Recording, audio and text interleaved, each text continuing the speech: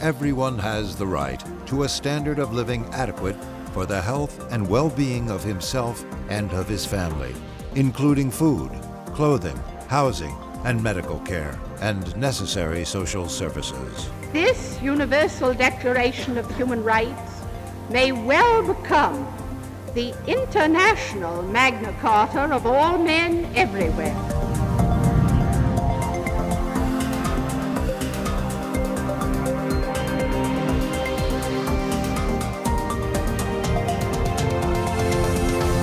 All over the world, the need and awareness of cannabis as a natural medicine is booming. In Canada, a federal court judge has ruled that patients have the constitutional right to grow their own cannabis. Woo! This case and this celebration are all about individuals growing medical marijuana.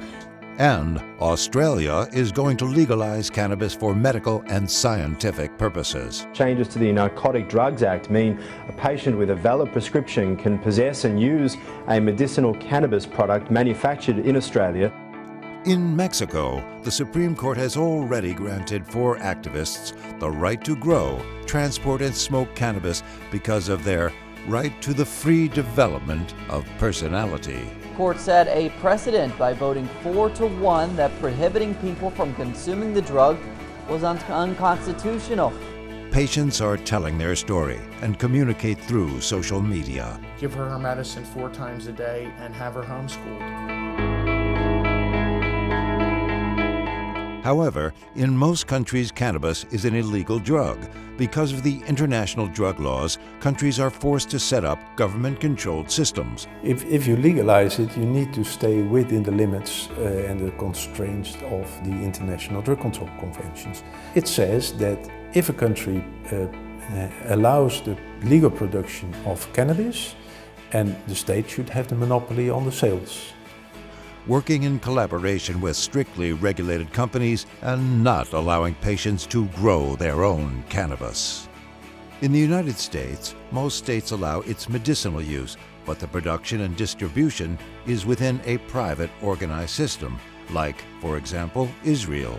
These practices could be construed as a violation of international law. Recently, the question more than ever rises: who is controlling the quality of cannabis? Who is in charge? How do patients know what they get? Why aren't they allowed to grow their own when needed? In Germany, private cannabis cultivation for therapeutic purposes was going to be allowed in individual cases. Unfortunately, the authority granting permission is not allowed to issue the necessary approval from the Federal Ministry of Health. It was only a slight chance that the government would not interfere. Now, the German government is planning to create a controlled system whereby patients will have easier access to the plant through pharmacies, like the Dutch. Another state-controlled program. Politicians or scientists say that cannabis should be treated as any other medicine. And I say, I agree. But if you grow it your own, you should grow it your own as you grow your tobacco, make your alcohol. Dr. Franjo Grotenherman is campaigning for access to medicinal cannabis on the basis of human rights. As a doctor, he witnesses horrific stories from his patients. I have patients who tell me, well, I have to decide to eat or to smoke. I was called by a patient who has an exemption to use cannabis from the pharmacies, but he has not enough money.